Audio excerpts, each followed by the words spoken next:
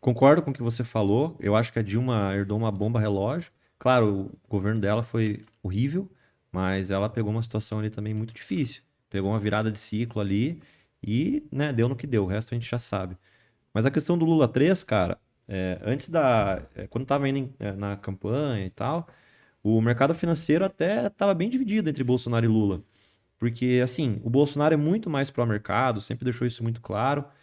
Mas o Lula, ele tem aquela velha lembrança, né, dos primeiros 2 mandatos, que a bolsa foi muito bem, a economia foi bem. Então, parte do mercado também apoiou o Lula, e achava que ele seria o Lula, que nem você falou, pragmático, mais de centro. E o Lula que a gente tá vendo, cara, é um Lula com raiva, né? Ele todos os dias ele ataca alguém, ele critica alguém, principalmente o Banco Central agora. Ele já viu, eu acho, que não vai ter picanha e não vai ter cerveja esse ano, e ele tem que achar um bode E só expiatório. um parênteses, minha avó ficou. Vou falar palavrão também. Minha avó ficou puta com o Lula, velho. Quem é tua avó? Minha avó é Lula, né? Aham. Agora tá com 91 anos e o Lula deu um. Não sei se foi falou lá, que ela falou que a terceira idade tem que se encaminhar, sair do sofá, fazer Ele alguma falou, eu vi esse coisa. vídeo. Cara, minha avó ficou puta com ele. Eu vi esse vídeo. Perdeu uma leitura, cara. Cara, Uma leitura. e aí que tá, cara. Me parece que é um Lula com raiva. Tu vê a picanha? Cara, e aí, até agora não tem picanha, cara. Não, e aí que eu falo.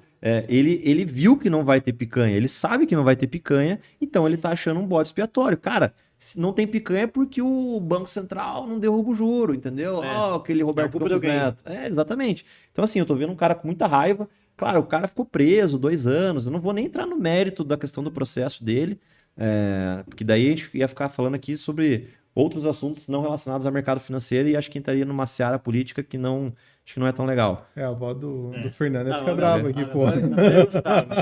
Agora não é mais o Lula. Meu sogro ia ficar louco também. E, cara, e assim, por incrível que pareça, o Lula, ele tá no lugar certo, parece de novo, porque quando ele começou o primeiro mandato dele lá em 2003, em janeiro de 2003, a gente teve o início do ciclo de commodities e parece que a gente tá de novo nessa porra do início de ciclo de commodities, cara. Esse negócio, as commodities, elas são cíclicas e os ciclos delas levam anos. Então, teve ali, de 2000 até 2010, que foi um grande ciclo. Aí de 2010 até 2020 foi uma porcaria, foi uma bosta. E agora a gente tá vendo de novo, cara. Eu acompanho, entrem depois para ver o índice de commodities da Bloomberg. É uma cesta de commodities, tem lá desde algodão, soja até petróleo, ouro, prata, enfim. É uma cesta com acho que 28 ou 29 commodities que dá uma média do preço de tudo aquilo lá, né? Todas aquelas commodities juntas. Se você pegar lá, ela tá, a curvinha, cara, tá em ascensão. Tá em ascensão. E isso é muito bom pro Brasil, né? Olhem a balança comercial do Brasil de 2021 para cá.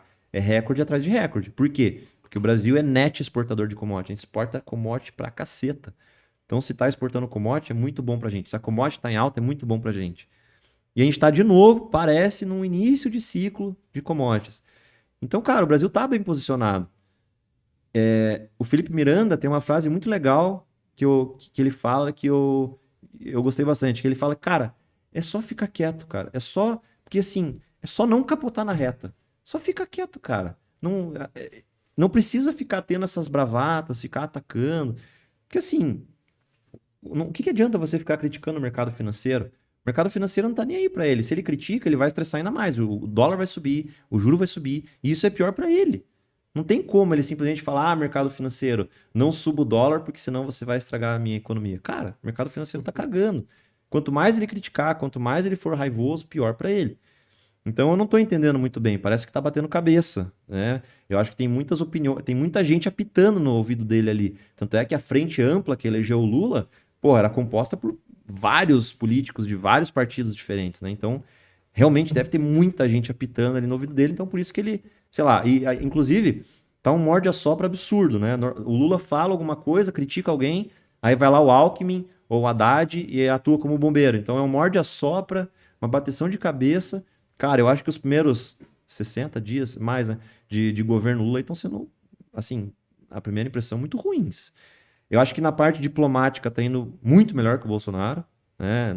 Isso é inquestionável. O Bolsonaro, ele era amigo lá da Arábia Saudita, do Trump, depois o Trump saiu, então se ferrou. A comunicação dele é muito ruim, né? Horrível. E daí de Muito alguns ruim. países lá do leste europeu, Mas é isso, né? O Lula não. O Lula dialoga com França, com a Alemanha, com os Estados Unidos, com todo Essa mundo. parte, cara, Ele foda. a diplomacia do Lula é muito melhor que a do Bolsonaro. Isso não tem nem comparação.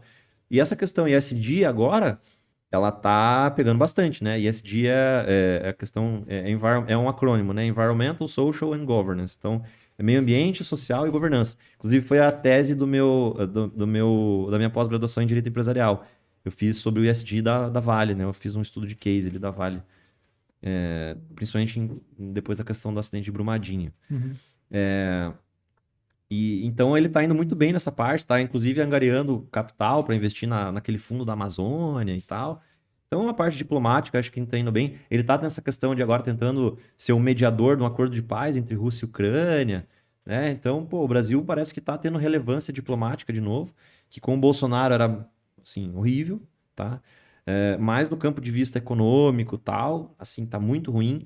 No Congresso não tem maioria ainda, acho que nem para aprovar uma reforma de lei infraconstitucional, então não consegue nem fazer uma reforma tributária, por exemplo, quiçá uma PEC, né? Ele fez a PEC da transição ali no início, né, que entubou aqueles 200 bi lá, nem sei mais quanto que foi o valor, mas porque foi um acordão ali que ele fez, inclusive teve que dar muito cargo por conta disso, mas, cara, ele não tá com maioria para aprovar PEC tanto na Câmara como no Senado. Então, por enquanto, tá de mãos atadas. Só MP, né?